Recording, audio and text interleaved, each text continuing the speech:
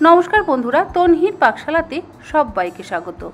সামনেই আসছে নীল ষষ্ঠী, আর এই নীল ষষ্ঠীর দিনে আমরা সকল মায়েরা কিন্তু সন্তানদের মঙ্গল কামনার জন্য উপোস করে থাকি। আর উপোসে খাওয়ার জন্য সাবু বা অন্যান্য কোনো রকম নিরামিষ খাবার দাবার খেয়ে থাকি। তবে সাবু খেলে অনেকেরই গ্যাস অম্বলের সমস্যা হয়, যেমন বিশেষ করে বয়স্ক মানুষদের সাবু খেলে ভীষণই অম্বলের সমস্যা হয়। তাই সাবু না খেয়ে আপনারা কিন্তু কাউনের চালের খিচুড়ি বা শ্যামা চালের খিচুড়ি বাড়িতে বানিয়ে খেতে পারেন। তবে কিভাবে বানাবেন শ্যামা চালের খিচুড়ি, তার জন্য দেখে নেওয়া যাক আমার আজকের এই ভিডিওটি। শ্যামা চালের খিচুড়ি বানাবার জন্য নিয়েছি হাফ কাপ পরিমাণে শ্যামা চাল। শ্যামা চাল অর্থাৎ কাউনের চাল বা মিলেট। দশকর্মার দোকানে কিন্তু আপনারা শ্যামা চাল কিনতে পাবেন। আর নিয়েছি হাফ কাপ পরিমাণে মুগের ডাল। সমপরিমাণ চাল, সমপরিমাণ মুগের ডাল। প্রথমেই আমি মুগের ডালটাকে শুকনো কড়াইতে ভেজে নেব। গ্যাসের ফ্লেমটাকে মিডিয়ামে দিয়ে মিনিট 3-4 সময় ধরে একটু লাল করে ডাল ভেজে নিতে হবে।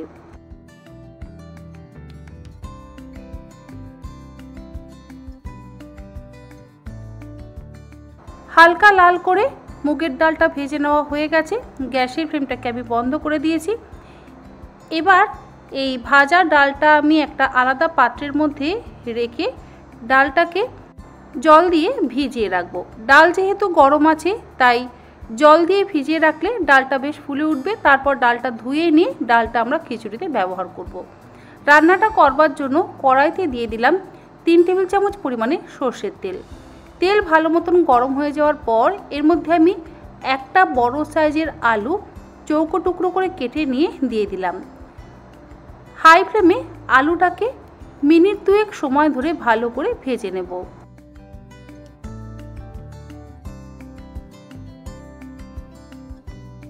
আলু ভাজার সময়তেই দিয়ে দিচ্ছি অল্প একটু লবণ, যাতে আলুর মধ্যেও লবণটা ঢুকে যায় আর আলুটাও তাড়াতাড়ি সুসেদ্ধ হয়ে যায়। আলুটা ভাজা হয়ে গেছে। এবার ভেজে নেওয়া আলুটা তুলে একটা আলাদা পাত্রের মধ্যে রেখে দিচ্ছি।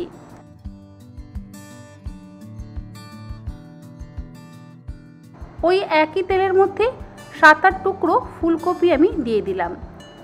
গ্যাসের ফ্লেমটাকে মিডিয়াম টু হাইতে করে দিয়ে ফুলকপিটাকেও একটু লাল করে ভেজে নেব। যদি আপনাদের ফুলকপি দিতে ইচ্ছে হয় তাহলে আপনারা ফুলকপি দেবেন, ইচ্ছে না হলে দেবেন না। ফুলকপির মধ্যেও একটু লবণ দিয়ে দিলাম, যাতে ফুলকপিটা তাড়াতাড়ি নরম হয়ে যায় আর ফুলকপির মধ্যেও লবণ ভাবটা ঢুকে যায়।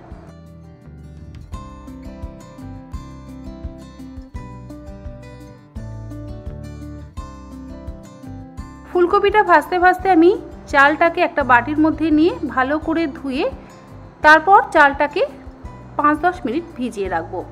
চালটা আপনারা শুরুতেই ধুয়ে নিয়ে ভিজিয়ে রাখলেও কিন্তু পারেন।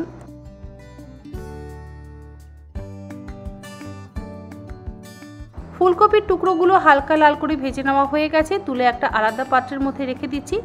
তারপর ওই একই কড়াইতে দিয়ে দিচ্ছি আরও 2 টেবিল চামচ পরিমাণে সর্ষের তেল।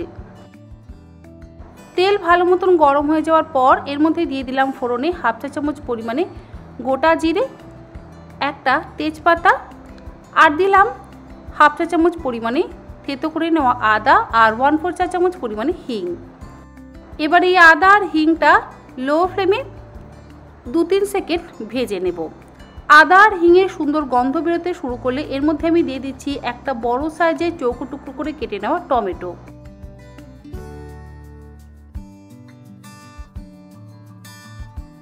টমেটোটা বেশ একটু নরম হয়ে যাওয়ার পর এবার আমি দিয়ে দিচ্ছি ধুয়ে জলে ভিজিয়ে রাখা চালটা। আর চালটা দেওয়ার আগে অবশ্যই চালের জলটা ঝরিয়ে নিতে হবে। চালটা দেওয়ার পর গ্যাসের ফ্লেমটাকে মিডিয়াম টু হাইতে করে দিয়ে মিনিট 2-3 সময় ধরে হাই ফ্লেমে চালটাকে ভালো করে ভেজে নিচ্ছি। আর এই সময়তেই আমি এক এক করে গুঁড়ো মশলাটাও দিয়ে দিচ্ছি। প্রথমে দিচ্ছি 1 চা চামচ পরিমাণে জিরের গুঁড়ো, হাফ চা চামচ পরিমাণে কাশ্মীরি লঙ্কার গুঁড়ো, 1/4 চা চামচ পরিমাণে হলুদ গুঁড়ো আর স্বাদ অনুসারে লবণ দিয়ে ভালো করে চালটাকে মশলার সাথে কষিয়ে নিচ্ছি।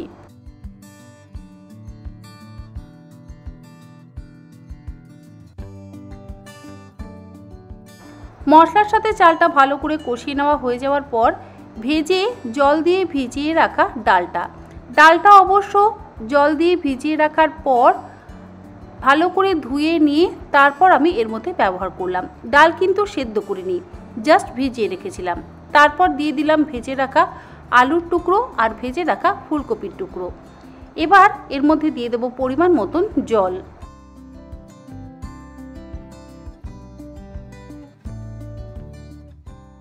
দিয়ে দিলাম 4-5টা চেরা কাঁচা লঙ্কা।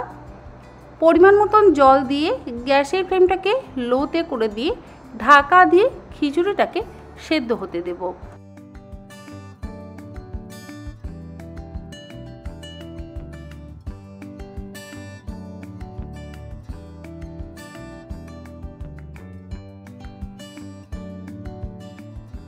দশ মিনিট পর ঢাকাটাকে খুলে নিলাম। আমাদের শ্যামা চালের খিচুড়ি কিন্তু অলমোস্ট রেডি।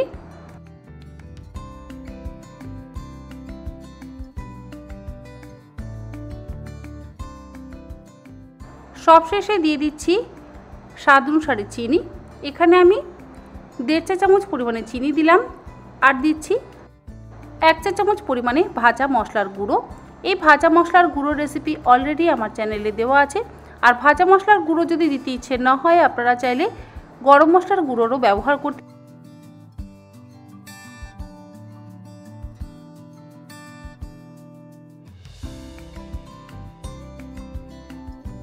ভালো করে মিশিয়ে নিয়ে এবার আমি এটাকে সার্ভ করব। তৈরি হয়ে গেল দারুণ সুস্বাদু সম্পূর্ণ নিরামিষ উপোসের দিনে খাওয়ার জন্য শ্যামা চালের খিচুড়ি। আশা করি আমার আজকের এই চটজলদি এবং সুস্বাদু সম্পূর্ণ নিরামিষ শ্যামা চালের খিচুড়ির রেসিপি আপনাদের ভালো লাগলে অবশ্যই রেসিপিটা আপনারা বাড়িতে বানিয়ে দেখতে পারেন। আজকের মতন এই পর্যন্ত, আবার হাজির হয়ে যাব অন্য কোনো রেসিপি নিয়ে। ভালো থাকবেন, সুস্থ থাকবেন, ধন্যবাদ।